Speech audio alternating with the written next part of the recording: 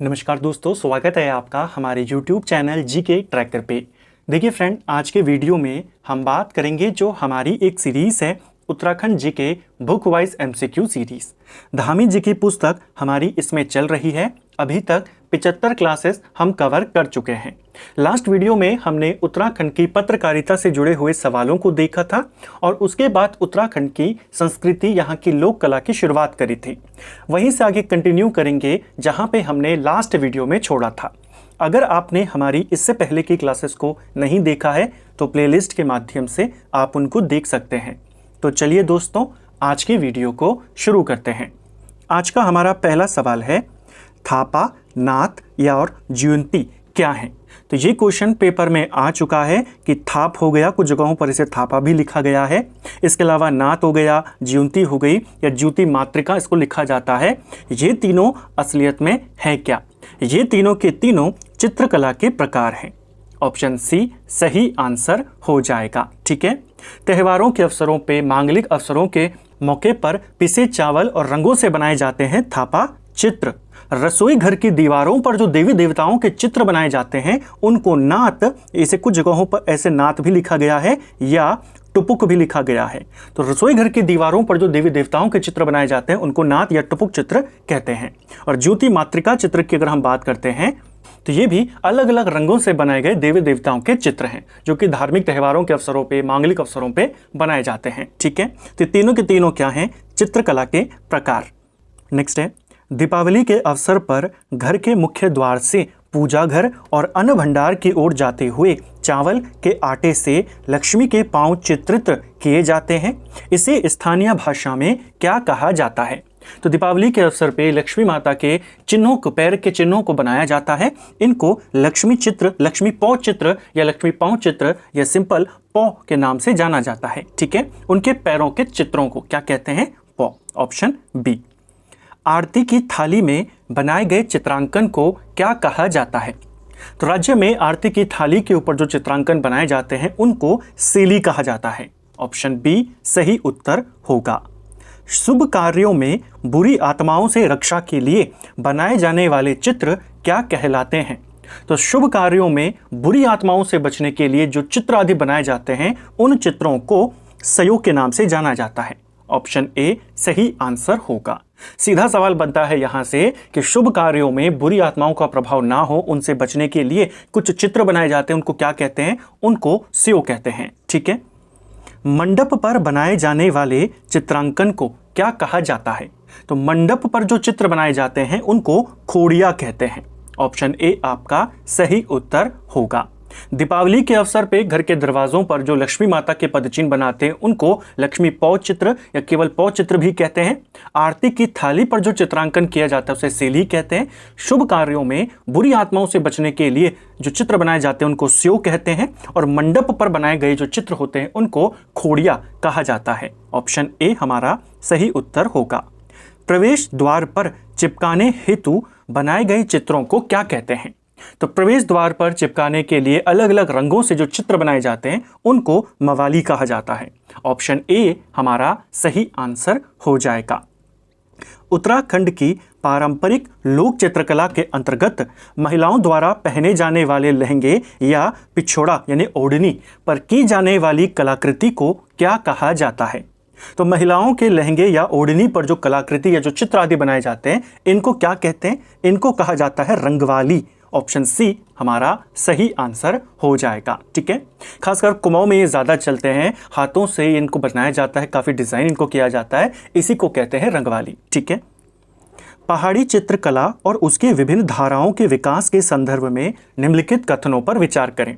पहाड़ी चित्रकला को लेकर के 3 स्टेटमेंट हैं। देखिए, पहला, पहाड़ी चित्रकला के अंतर्गत मुख्य रूप से 3 शैलियां प्रसिद्ध हैं, बसोहली, कांगड़ा और गढ़वाली। क्या ये सही है?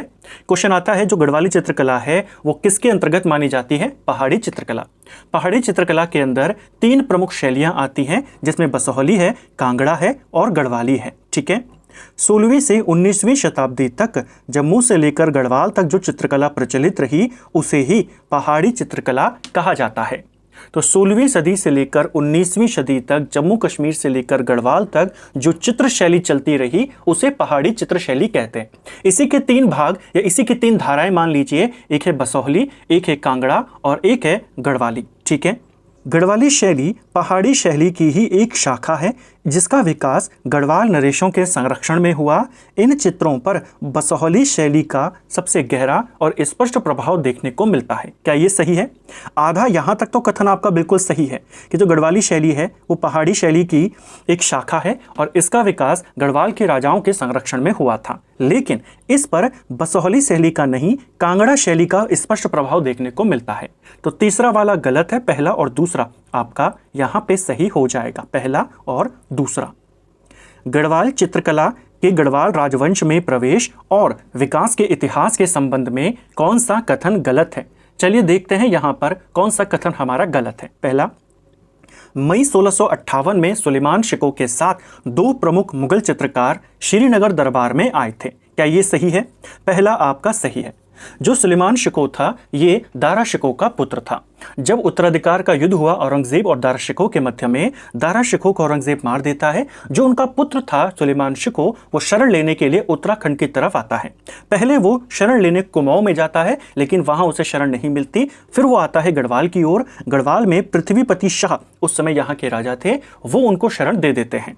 उनके साथ सुलेमान शिकोह के साथ कहा जाता है कुल 17 लोग मुगल दरबार से आए थे, जिसमें 2 प्रसिद्ध चित्रकार थे। एक का नाम था श्यामदास और एक का नाम था हरदास। ठीक है, पहला सही है।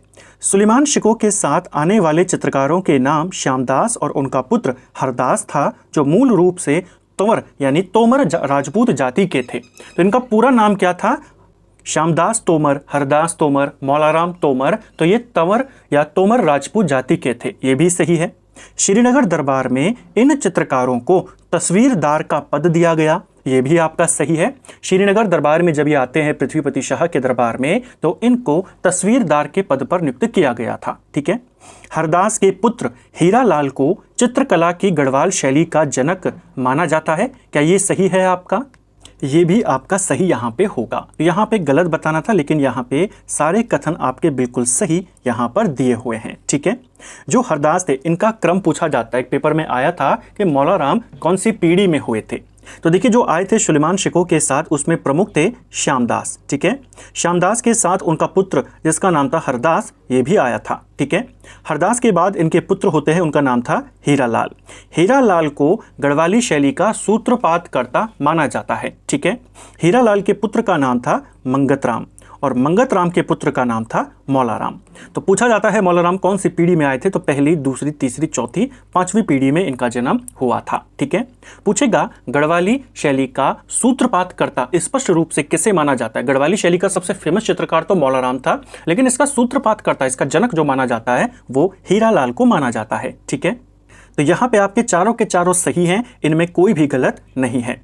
अगला, गढ़वाली शैली के सबसे महान चित्रकार मौलाराम तोमर के जीवन और उन्हें मिले राजाश्रय के संदर्भ में निम्नलिखित 3 कथनों पर विचार करें। पहला, मौलाराम का जन्म 1743 में श्रीनगर में हुआ था और 1833 में इनका निधन हो गया। क्या ये सही है?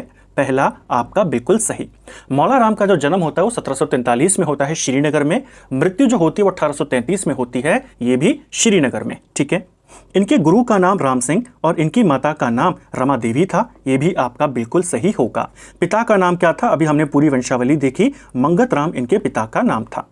पवार राजवंश के राजा जयकीर्ति शाह, या जिन्हें जयकृत शाह भी कहते हैं, ने मौलाराम को कला से प्रसन्न होकर कुल 60 गांव दान में दिए थे।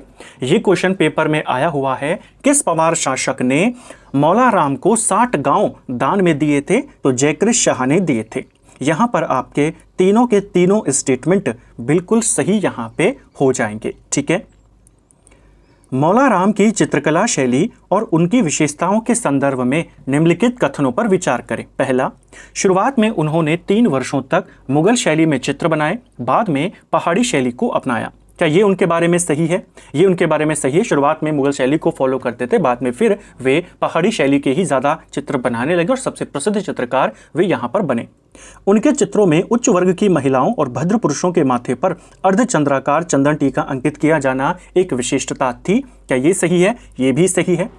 मौला राम कवि और इतिहासकार के रूप में केवल हिंदी भाषा में ही रचनाएं करते थे, तो ये आपका गलत होगा।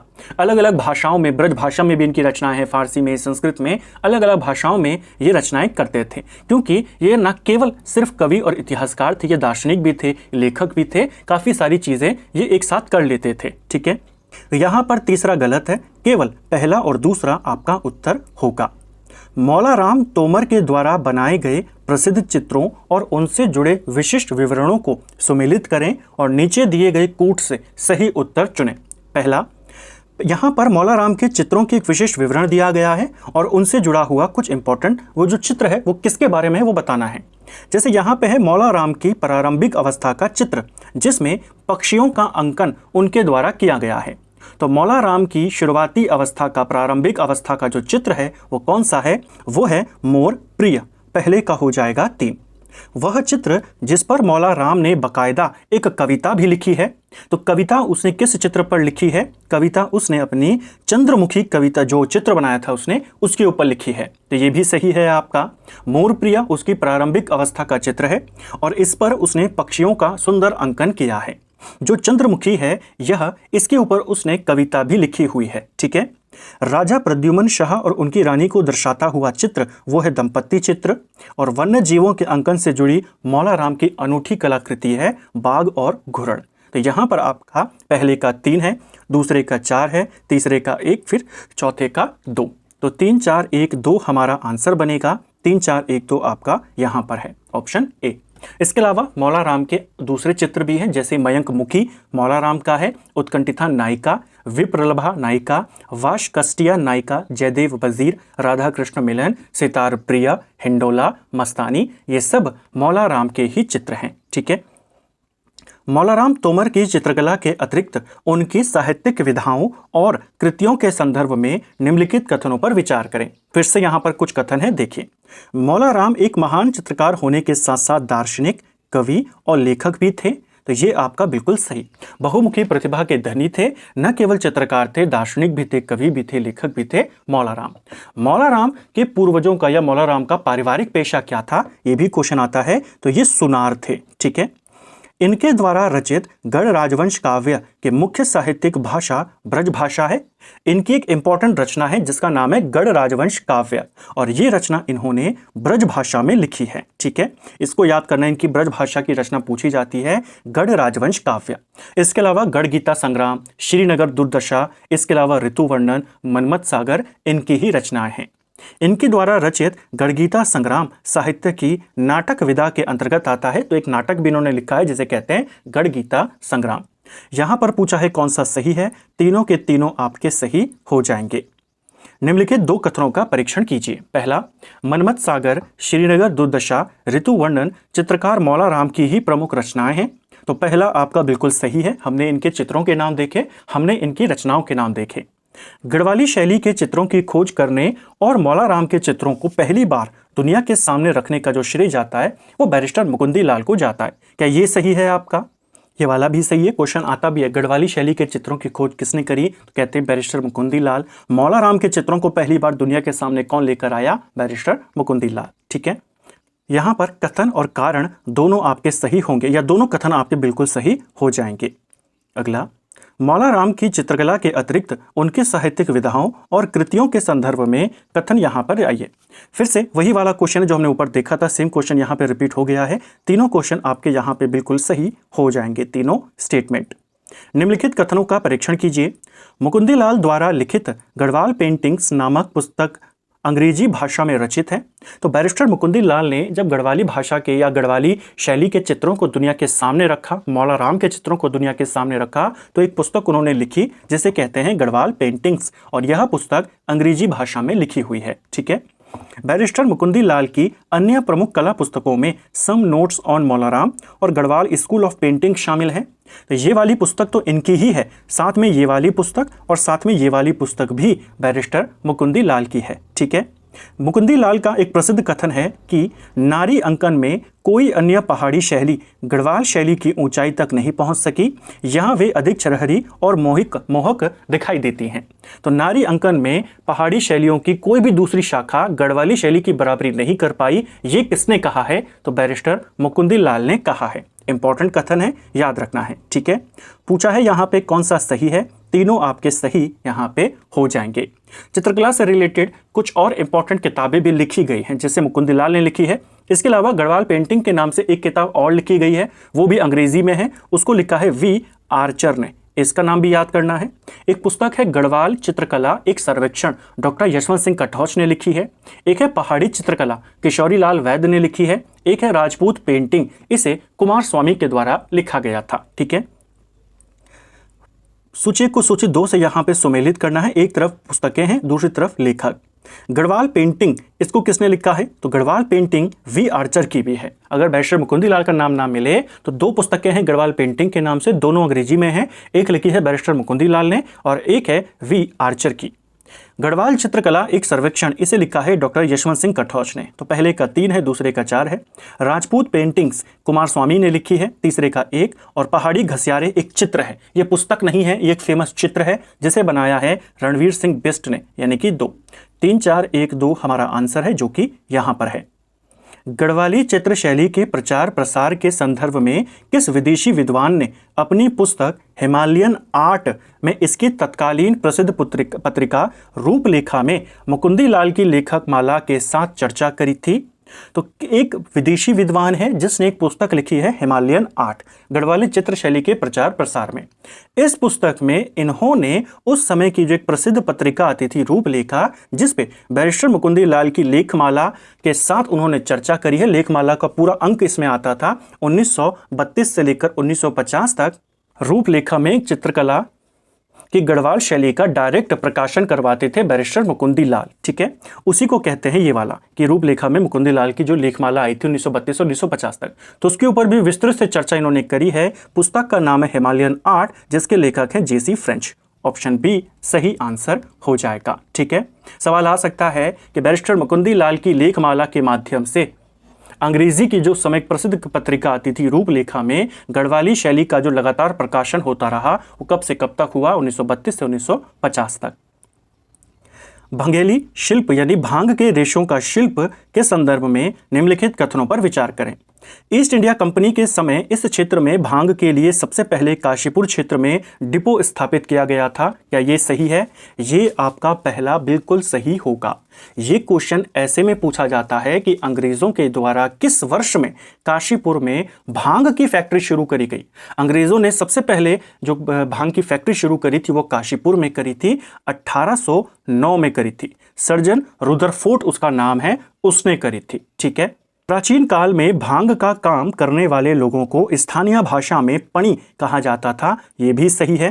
भांग के रेशों से कंबल, वस्त्र, कुथले, जूते ये सब बनाए जाते थे। भांग शिल्प का निर्माण होता था, ये वाला भी सही है। तो ये तीनों चीज़ों को आपने याद करना है। सबसे पहले भांग फैक्ट्री, भांग के काम करने वालों को, और भांग से क्या क्या बनाया जाता था उसके रेशों से। ठीक है, तीनों के तीनों आपके सही हो जाएंगे। उत्तराखंड की पारंपरिक शिल्पकला के संदर्भ में निम्नलिखित कथनों पर कौन सा वाला सही है? पहला, मिट्टी से बने देवी देवताओं की मूर्तियां जिन्हें डिकारे कहा जाता है मूर्ति कला का हिस्सा है। तो पहला सही है। क्वेश्चन आता है डिकारे क्या है? तो देवी देवताओं की मिट्टी से बनी हुई मूर्तियां, इन्हीं को कहते हैं डिकारे, या डिकरा भी इसको कहा जाता है। चर्म कार्य करने वाले स्थानीय भाषा में बड़ाई या शार्की कहे जाते हैं, ये भी सही है। और तांबे का कार्य करने में अग्रणी लोग जो है उन्हें टमटा कहते हैं, ये भी आपका सही हो जाएगा। ठीक है, यहाँ पर भी पूछा है कौन सा सही है। उपयुक्त सभी आपके यहाँ पे सही निकलेंगे, सही आंसर होंगे। ठीक है, तो इसको भी आपने याद रखना है। तो फ्रेंड्स, ये था हमारा आज का वीडियो जिसमें हमने उत्तराखंड जीके के 20 इंपॉर्टेंट सवालों को देखा। इन क्वेश्चन को पूरी डिटेल के साथ देखा, अतिरिक्त तथ्यों के साथ देखा। कोशिश करी इनको यहीं पर समझने की, यहीं पर याद करने की, ताकि आपके जो सारे कॉन्सेप्ट हैं यहीं पर क्लियर हो जाएं। उम्मीद करता हूं आपको आज का वीडियो पसंद आया होगा। अगर आपको ये वीडियो पसंद आई है तो वीडियो को लाइक करें, चैनल पर नए हैं चैनल को सब्सक्राइब करें, अपने दोस्तों के साथ शेयर करें। वीडियो आपको कैसी लगी कमेंट बॉक्स में हमें ज़रूर बताएं। Thank you friends.